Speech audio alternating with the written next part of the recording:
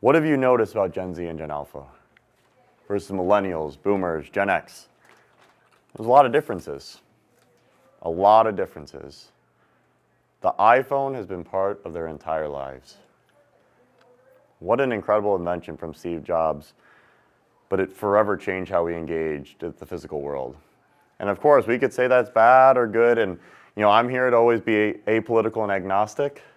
Totally understand there's so many layers of gray to these things and how they exist in the world today. But what I want to challenge us on is, what is the facts? What are the factual pieces of society? Social media is extremely prevalent. I know all of you, and again, thank you for everything you do for education and your learners.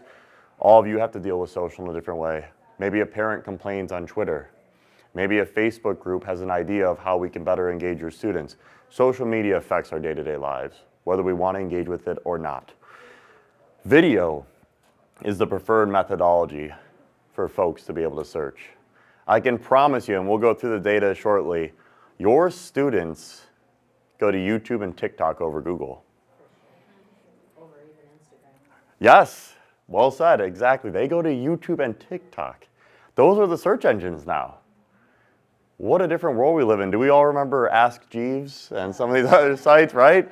Those are great. They were entertaining. Search used to be a battle and then Google won out. Well, now we're going through video.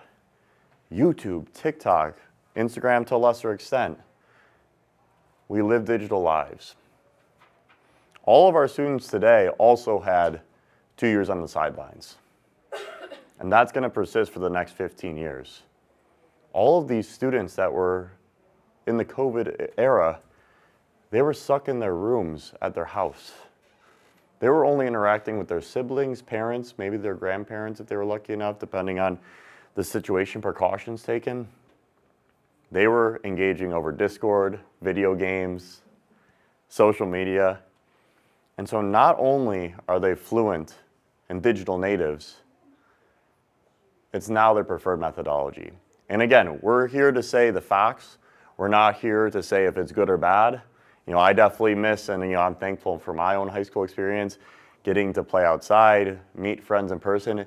It's a special part of life, and we all agree with that. But these kids are digital natives, and so that is the harsh truth we're going to lean in today. Video is the fluency of the modern day learner. So how can we be better about student-centered learning approaches? How are these metrics behind us happening?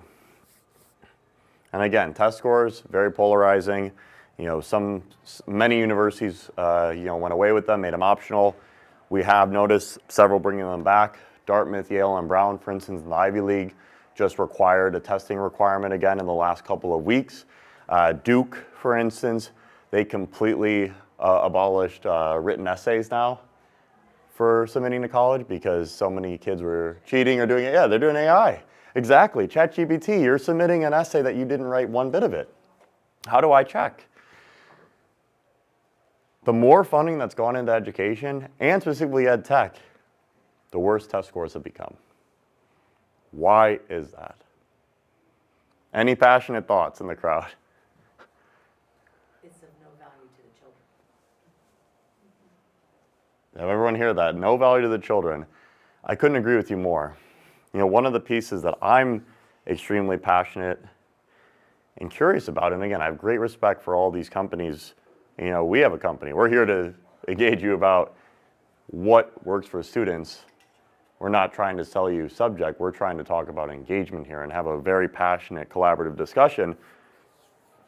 All these SIS, LMS integrations, while so powerful and have helped a lot of admin hours, are they truly consumer-facing?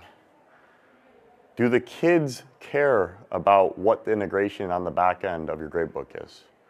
And not denouncing how important it is to help the administration work smoothly, but how are these students actually benefiting from some of the investments in education?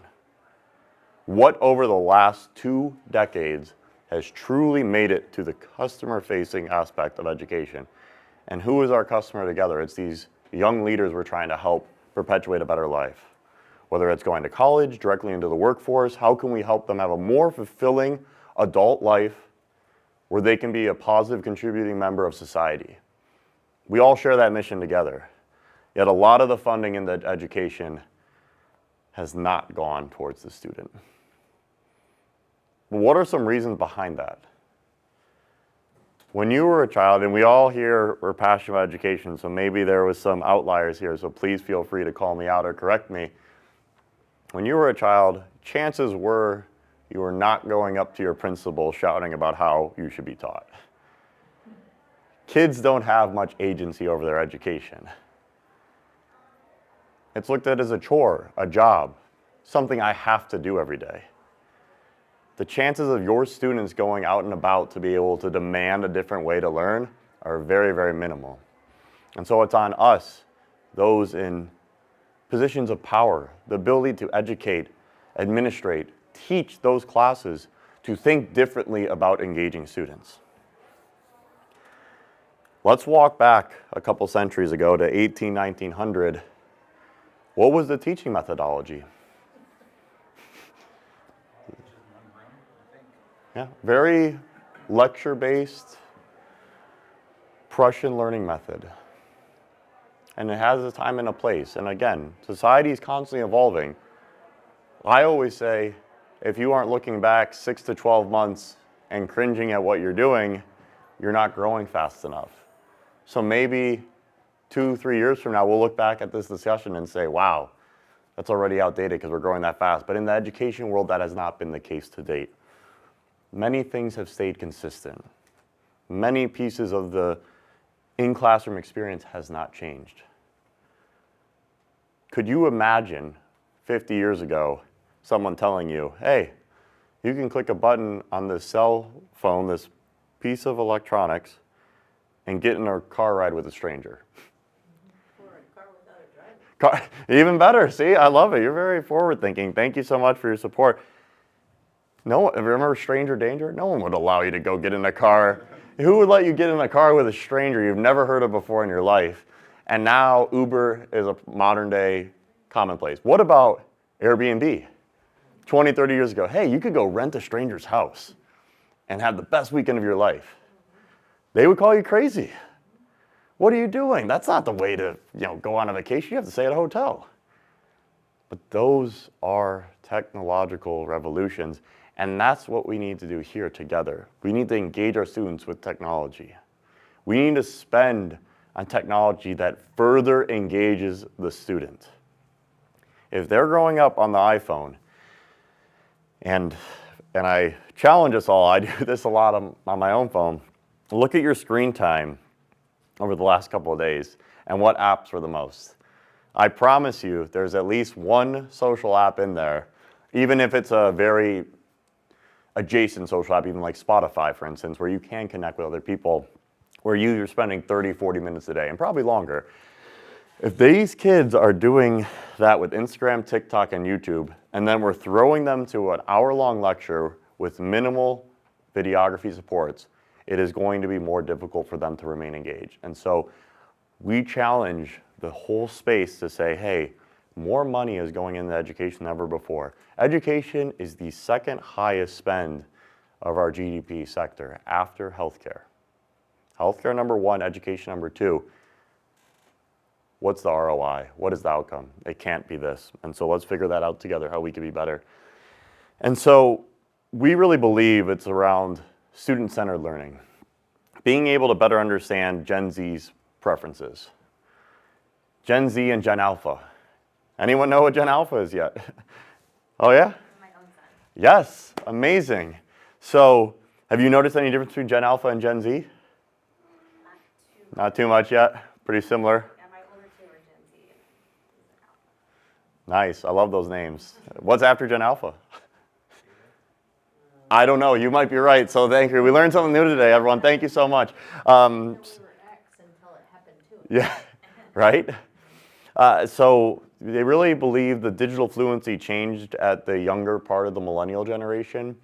So the millennial is commonly thought of as 1981 through 1996 birth years. Those of the older millennial generation, so the early and mid 80s, they came up in a largely non-digital world.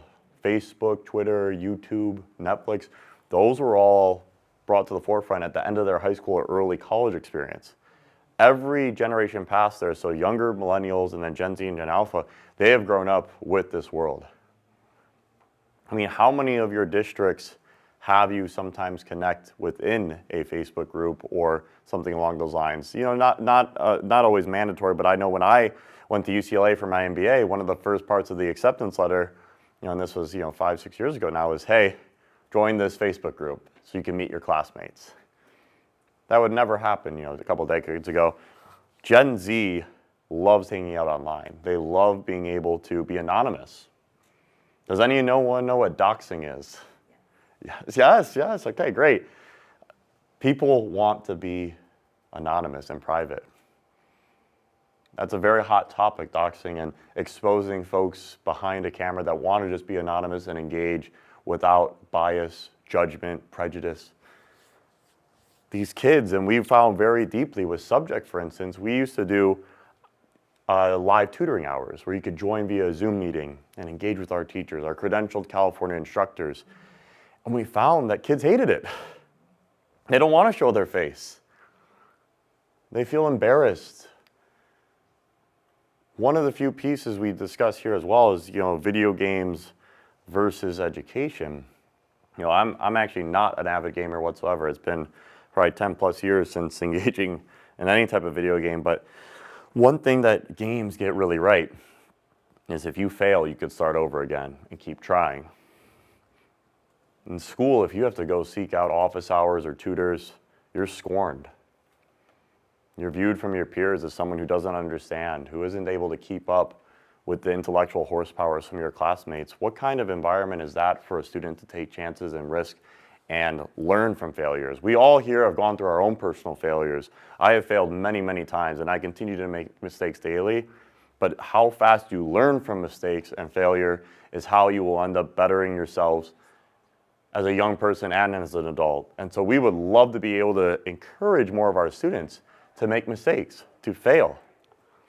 And so many times in an asynchronous environment, in an anonymous environment, that captures more of that mentality of, hey, it's okay if you don't get it the first time. When you leave our high school, are you a better student and better citizen than when you started? If so, we are building future leaders of society. We are building future team members of society. It is okay to make a mistake. But students do not like attaching their brand and their face to those types of scoring opportunities. And so it's really important for us to understand that from a Gen Z-centric standpoint. What about attention spans? Yeah, that's true. I was going to connect back to your Yes, please. Let's collaborate. The video game. Not only can you start over, since I have a gamer in my house, Yep. But when he has mastered a game, then he looks for new ways to do it differently. Yes. Or to find things in there because it interests him. And I don't know that, I think where he is now in college, he has found a place where that's part of his learning, but I don't know that we've tapped into that.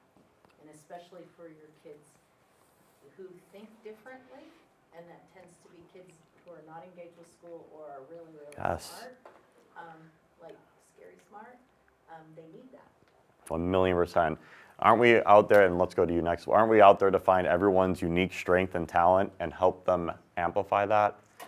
The uniqueness of everyone is their superpower. Let's allow them to take that unique pathway. I was just going to mention something about video games that has built-in scaffolds. So you're constantly leveling up. So anybody can have an entry point, and anybody can be, let's say, enriched the further you get within the game. Ideally, that's what we want in the classroom. We want an equal playing entry, and then as teachers need to differentiate, you do based on the level, let's say. So I think that's something about video games that could really, I completely agree. I love your, do you have something? Yeah, let's go. No, I love the passion there, and that's one of the big focuses that I think all of us can continue to learn. And one thing we've really focused on is learning through videography, text-to-speech, tools of this nature, especially for a lot of our newcomers we found, students that don't know the language. They may not even be literate in their own language. How are we going to help them learn in a foreign language and have to take this rigorous assessment? And so that's one of the reasons we're so passionate about multilingual education. We have all of our courses developing in Spanish, Mandarin, Arabic, and many other languages at your request. So that way our newcomers to the point of the scaffolds can start to build their confidence up, can become more of an expert in their own language and then step forward in English as well. So we're really excited about the opportunity. After you. I teach language arts and social studies, and it's funny because you're saying I was literally just having a conversation with a kid, and we're writing an essay right now, and he could not, we read a 300-page book, and he could not describe elements of the setting in the book. But if I asked him to describe the new Fortnite Ninja Turtle skin, he would be able to give detail by detail about, so it's no problem with him absorbing information and learning, it's just a lack of engagement, personalization. How many buzzwords have been thrown at you over the last 10 years about adaptive learning, personalized learning? But has anyone really executed? We have to do that. How great would it be if your student could get all their geometry questions in Ninja Turtle references? That's the power of technology, and it is coming, and we are going to deliver on it at Subject. It's a work in progress. So talking about the dynamicism of these learners and how much they're spending on these platforms, not sure if anyone was able to catch my speech upstairs, but I do always love rooting us in the history of Netflix. You know, we call ourselves the Netflix of education. We have a huge focus on videography, and again, engagement and videography, we feel, at least for this generation, is synonymous. You know, maybe 30, 40 years from now, it'll be a different medium, but this generation, it's all about videography. Netflix is turning 27 years old. Netflix and Gen Z are the same birth year, 1997. It's pretty amazing to look back and be able to understand that together. Netflix and Gen Z were born in the same year. So what's our blockbuster? When's the last time you were at a blockbuster? There is still one remaining in the Pacific Northwest. Yeah. So what is our blockbuster in education? Is it the legacy players who are not engaging our learners enough and forcing them to be in a text-heavy environment? Is it some other form of social and emotional learning we can adapt to? The student-centered learning experience is so important. As you can see here, TikTok has overtaken Netflix for this generation. Largely because it's mobile-friendly and students love the phone, but also because it's shorter form. I appreciate you all here trying to give me 45 minutes. Amazing attention spans. It's hard for me to be able to go past 15, 20 minutes. It's hard for a 14-year-old to go past 5 minutes. Whether that's right or wrong. Okay, I love it. Push back. Yeah. Yeah, like my 19-year-old will sit for a long time on something if it interests him. If it's a He passion, spends yeah. hours editing video and film. Oh, I love that. But that's his thing. What school is he at now? He's at Biola University. Nice. That's awesome. But I mean, like, you know, I can say and text, Yeah. take out the trash. That won't engage him too much, Oh, yeah. I go, hey, the trash is here, you know. I love that But pushback. I Yeah. think it's about what engages them. It is. It's about being passionate about something, being obsessed with something. You know, I feel we all share that commonality of being obsessed with education. One of the pieces we lead with that subject is our number one value is education obsessed. We only hire teammates that are obsessed with education. Because to your point, if you're obsessed with something, you get in that flow state of mind. You lose track of time. You're enjoying it so much. You have the intrinsic value of what you're doing, and you're caught up in the moment. That's the most beautiful feeling in the world, and we all strive to have that every day. Are our students engaging with that feeling of flow on a daily or weekly basis? Many or majority are not. And that's something that we want to work to change. And so video, we feel, is a more friendly medium that allows for them to do so. Also, the opportunity to have more equity and inclusion. You can't dream it unless you see it. Being able to have different types of instructors that engage your students is so powerful. Because we live in such a diverse country, but state specifically, California is the most diverse state in the country. These are incredible opportunities to learn from so many different perspectives. but we're often restrained by our zip code as to who we will have ending up instructing our students. So what happens to that outlier student who doesn't feel they connect with their peers or their educators as much? Do they feel left behind? Are they not as engaged? Are they able to be brought along for the journey? That's one of the powers of technology. If you can access a product or a platform that can engage your students with a learner and an educator parallel that they can dream and see and believe, that's them in 20, 30 years. That's a really powerful tool. And to your point, TikTok and Netflix allow for that because there's such a vast selection paradox. You can absolutely choose your own journey. You could choose to engage with content as you wish. We want to be able to do that for our learners. And that's where technology comes into play. We really want to be able to figure out together with incredible innovative leaders like yourself, how can technology amplify and partner with your best teachers? You know, the teacher to student ratio is getting more drastic by the day. We're in a nationwide crisis around teacher shortage, and we all know that. It's such a difficult job, and they're the heroes of society. The remaining teachers need more support so they can have an incredible working life balance. We need to save them hours, lesson planning, grading, help with engagement tools, so that teacher can develop an incredible interpersonal relationship with every one of their students. Because that friendship, that mentorship they build might be the difference between that student graduating high school or not, or going to community college, or going to state university. And we all know what a trajectory difference each one of those notches is. We want to increase the aptitude for success, the surface area for luck, and the impact we could drive with students.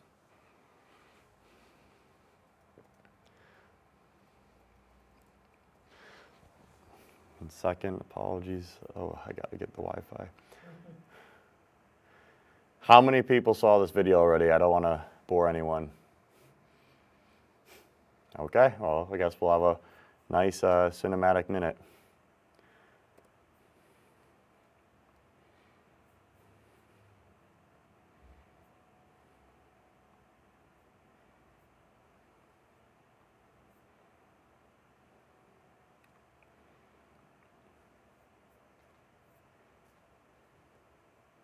Thank you for your patience.